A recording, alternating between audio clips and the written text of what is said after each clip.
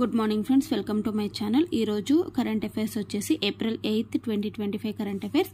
First current affair వచ్చేసి ఏంటి అంటే కలాం 100 ఇంజన్ పరీక్ష అనేది విజయవంతమైంది. ఆ పరీక్షను చేసింది ఎవరు అంటే మనకి హైదరాబాద్కి చెందినటువంటి స్కై రూట్ ఏరోస్పేస్ అనేటువంటి ఒక స్టార్టప్ కంపెనీ అనేది ఈ పరీక్షను విజయవంతం చేసిందనమాట. విక్రమ్ 1 రాకెట్ ప్రయోగానికి సిద్ధమవుతున్న Hyderabad startup Skyroot Aerospace విజయం అనేది సాధించింది. విక్రమ్ 1 రాకెట్ కోసం సిద్ధం చేసిన కలాం 100 ఇంజన్ని విజయవంతంగా పరీక్షించిందనమాట. అంటే ఈ ఇంజన్ పేరు కలాం 100 అని చెప్పి పెట్టారనమాట. సో ఈ కలాం 100 అనే ఇంజన్ దేనికోసం అంటే విక్రమ్ 1 రాకెట్ కోసం ఉపయోగించనున్నారు. ఈ ఇంజన్ అనేది విజయవంతమైందనమాట.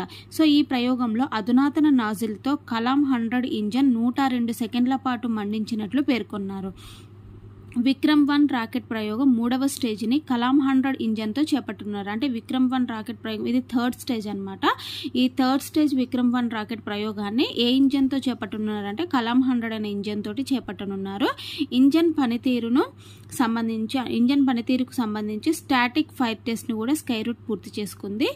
ఆపరేటింగ్ ఏరియాలో గరిష్టంగా 100 కిలో న్యూటన్ల పీడనాన్ని ఉత్పత్తి చేసినట్లు కూడా మనకు తెలుస్తుందన్నమాట.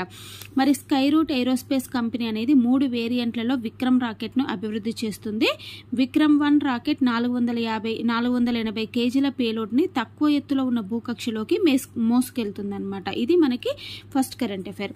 ఒక సెకండ్ కరెంట్ అఫైర్ వచ్చేసి ఏంటి అని అంటే యూబ్రిక్ మ్యాప్. అంటే మనకి ఎలా అయితే గూగుల్ మ్యాప్ ఉంటుందో సేమ్ గూగుల్ మ్యాప్ మాదిరిగానే యూబిక్ మ్యాప్ అనేది రూపొందించడం జరిగింది. ఈ యూబిక్ మ్యాప్ని ఎవరు రూపొందించారు అంటే ఐఐటి మద్రాస్ వాళ్ళు రూపొందించారనమాట. మరి దేనికోసం రూపొందించారు అంటే భూకంపాలు వచ్చి భవనాలు కూలడము, సొరంగాల్లో మట్టి చర్యలు అనేది విడిగిపడటం వంటి భీకర విపత్తులు సంభవించినప్పుడు లోపల ఉన్నవారిని రక్షించేందుకు మరియు సహాయక చర్యలు వేగవంతం చేయడానికి ఐఐటి మద్రాస్ వాళ్ళు యూబిక్ మ్యాప్ను తీసుకొచ్చారనమాట. సో భవనాలు కుప్పకూలి లోపలికి వెళ్ళలేని పరిస్థితులు ఉన్నప్పుడు ఈ మ్యాప్ ద్వారా లోపల ఉన్నటువంటి గదుల ప్లాన్ని మరియు లోపల ఉన్నటువంటి గదుల యొక్క పరిస్థితుల్ని కూడా తెలుసుకోవచ్చు అనమాట ఈ మ్యాప్ ద్వారా. మరి ఇది సిఎస్సి అంటే computer science engineering assistant professor అయినటువంటి అయోన్ చక్రవర్తి సారథ్యంలో అమర్త్య బసు, కుష్ జజల్ వీళ్ళిద్దరూ కూడా ఏంటంటే స్టూడెంట్స్ అనమాట. అమర్త్య బసు అండ్ కుష్ జజల్లు పరిశోధనని చేపట్టారనమాట. సో కెమెరాల ద్వారా పనిచేసే ఈ సాంకేతికతను హెల్మెట్కి ధరించి సహాయక చర్యల్లో పాల్గొనడం, డ్రోన్లకు అమర్చి ప్రయోగించడం ద్వారా మంచి ఫలితాలను సాధించారు. అంటే ఈ టెక్నాలజీ అనేది మనకి కెమెరాల ద్వారా పనిచేస్తుంది అనమాట. ఈ టెక్నాలజీని హెల్మెట్కి ధరించి ఒకసారి టెస్ట్ చేశారు. నెక్స్ట్ డ్రోన్లకు అమర్చి మరొకసారి కూడా పరీక్షించడం చేశారు. దానివల్ల మంచి ఫలితాలు అనేవి సాధించడం జరిగింది. నెక్స్ట్ థర్డ్ కరెంట్ అఫైర్ ఏంటి అని అంటే ట్రెండ్స్ ఇన్ మ్యాటర్నల్ మోర్టాలిటీ నివేదిక. అయితే మనకి నిన్న ప్రపంచ ఆరోగ్య దినోత్సవం నాట వరల్డ్ హెల్త్ డే అనేది ఏప్రిల్ 7న నిర్వహిస్తారు. ఈ డే సందర్భంగా WHO ఈ నివేదికను రిలీజ్ చేసిందనమాట. ఏంటంటే మ్యాటర్నల్ మోర్టాలిటీ ఇండెక్స్ అనేది. అయితే 2023లో ప్రపంచవ్యాప్తంగా సుమారు 2,60,000 మంది మహిళలు గర్భం మరియు ప్రసవ సంబంధిత సమస్యలతో మరణించారనమాట. అంటే వరల్డ్ వైడ్గా 2023లో ఎంతమంది అంటే 2,60,000 మంది అనమాట.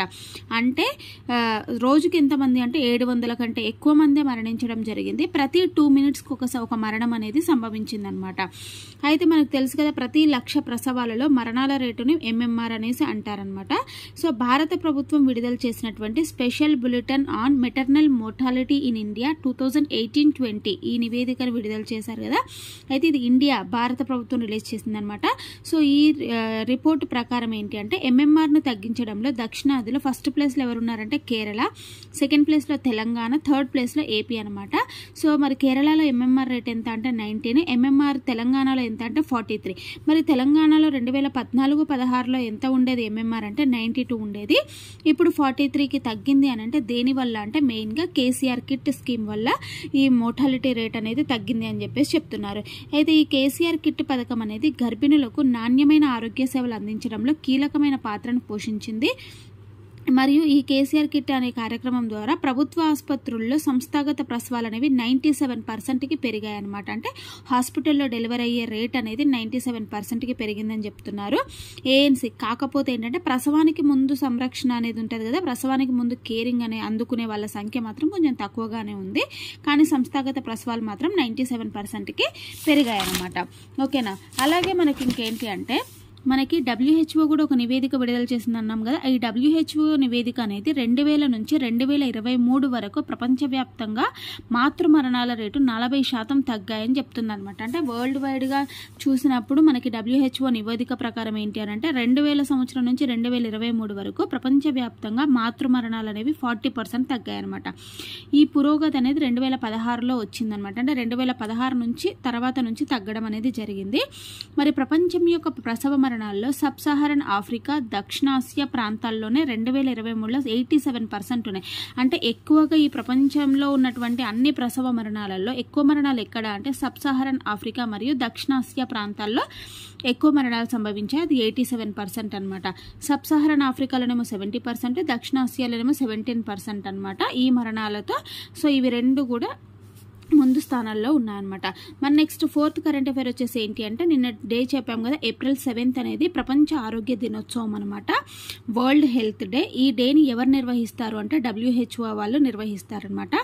మరి ఈ ఇయర్ యొక్క థీమ్ 2025 యొక్క థీమ్ ఏంటి అంటే healthy beginnings and hopeful futures అనమాట. సో ఇది 2025 వరల్డ్ హెల్త్ డే యొక్క మనకి థీమ్ అనమాట, healthy beginnings and hopeful futures. ఈ WHO నిర్వహిస్తుంది అన్నాం కదా. సో ఈ WHO యొక్క వ్యవస్థాపక దినోత్సవం సందర్భంగా ఈ డేను నిర్వహిస్తారనమాట. మరి WHO యొక్క హెడ్ క్వార్టర్స్ ఎక్కడ అంటే మనకి జెనీవా, స్విట్జర్లాండ్లో ఉంది. WHOలో ఎన్ని సభ్య దేశాలు ఉన్నాయంటే 194 సభ్య దేశాలు ఉన్నాయన్నమాట. మరి అసలు ఈ డేని ఎందుకు నిర్వహిస్తారు అంటే ప్రజలలో ఆరోగ్య సమస్యలపై అవగాహన కల్పించడం, మంచి ఆహారపు అలవాట్లు, పరిశుభ్రత పాటించే విధంగా చైతన్యపరచడం కోసం ఈ డేని నిర్వహిస్తారనమాట. ఈ రోజు సందర్భంగా అంటే ఈ వరల్డ్ హెల్త్ డే సందర్భంగా WHO ప్రపంచ ఆరోగ్యానికి హాని కలిగించే కీలక సమస్యను తీసుకొని దానిపై ఏడాది పొడవునా కూడా ప్రచారం చేస్తుంది. అంటే ఎవ్రీ ఇయర్ ఒక హెల్త్ ఇష్యూ ఉంటుంది కదా, అంటే ఎక్కువగా హాని కలిగించే ప్రజలందరికీ ఎక్కువగా హాని కలిగించే ఇష్యూని తీసుకొని ఆ ఇయర్ అంతా కూడా ఆ హెల్త్ ఇష్యూ మీద వీళ్ళు సో ప్రజలకేంటి అవగాహన అనేది కల్పిస్తారనమాట. అంటే ఆ హెల్త్ ఇష్యూస్ వల్ల కలిగే నష్టాలు అనేవి కలగజేస్తారు ప్రపంచానికి. సో 2025 సంవత్సరానికి దేన్ని థీమ్గా తీసుకున్నారు అంటే తల్లి, నవజాత శిశువు యొక్క ఆరోగ్యంపై ఈ సంస్థ దృష్టి సారించింది. అంటే 2025 మొత్తం కూడా వీళ్ళు దేని గురించి వీళ్ళు ప్రమోట్ చేస్తారంటే తల్లి, నవజాత శిశువు యొక్క ఆరోగ్యంపై ప్రజలందరికీ అవగాహన కల్పిస్తారనమాట. మరి WHO ప్రకారము ప్రపంచవ్యాప్తంగా గర్భధారణ మరియు ప్రసవ సమయంలో ఏటా 3 లక్షల మంది మహిళలు ప్రాణాలు కోల్పోతున్నారంట. అంటే WHO ప్రకారం ఎంతమంది అంటే వరల్డ్ వైడ్గా ఏటా 3 lakhs మంది చనిపోతున్నారు. మరి పిల్లలు అంటే పుట్టిన నెలలోపు చనిపోయే పిల్లలు ఎంత అంటే 20 లక్షల మంది పిల్లలు పుట్టిన నెలలోపు మరణిస్తున్నారు. అంటే ప్రతి 7 సెకండ్లకు కూడా ఒక బిడ్డ అనేది చనిపోవడం జరుగుతుందన్నమాట. మనకి ఆల్రెడీ తెలుసు కదా, సుస్థిరాభివృద్ధి లక్ష్యాలు 18 ఉంటాయని చెప్పేసి. సో సస్టైనబుల్ డెవలప్మెంట్ గోల్స్ అంటారు. ఆ లక్ష్యాల్లో భాగంగా 3వది ఏంటి అంటే అందరికీ ఆరోగ్యం అనమాట.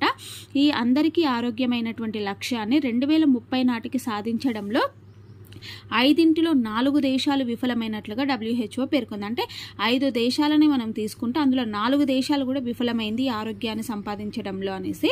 అలాగే నవజాత శిశువుల్లో మరణాలను తగ్గించే లక్ష్యంను చేరుకోవడంలో 3 దేశాల్లో 1 విఫలమైందనమాట. అంటే అందరికీ ఆరోగ్యం విషయంలోనేమో 5 దేశాల్లో 4 విఫలమయ్యాయి. అలాగే నవజాత శిశువుల్లో మరణాలు ఉంటాయి కదా, సో ఆ నవజాత శిశువుల మరణాలను తగ్గించే లక్ష్యంలోనేమో 3 దేశాల్లో 1 విఫలమైనట్లుగా మనకు తెలుపుతుంది. మరి WHO యొక్క ప్రస్తుత డైరెక్టర్ జనరల్ ఎవరు అంటే టెడ్రోస్ అద్నామ్ అనమాట. సో 2017 నుండి కూడా టెడ్రోస్ అద్నామ్ గారు WHO ప్రస్తుత డైరెక్టర్ జనరల్గా ఉంటున్నారనమాట. ఓకేనా. సో ఇవి ఈరోజు కరెంట్ అఫైర్స్. ఎలా అనిపించింది అనేది మీరు ఒక్క లైక్ కామెంట్ ద్వారా నాకు తెలియజేయండి. సో ప్లీజ్ సపోర్ట్ చేయండి. ఇంకా ఎవరైనా సబ్స్క్రైబ్ చేసుకునే వాళ్ళు ఉంటే ప్లీజ్ నా ఛానల్ని సబ్స్క్రైబ్ చేసుకోండి. సో అలాగే ఈ వీడియో కనుక మీకు నచ్చినట్లయితే లైక్ చేయండి, షేర్ చేయండి, సబ్స్క్రైబ్ చేయండి. ఓకేనా. So thank you very much.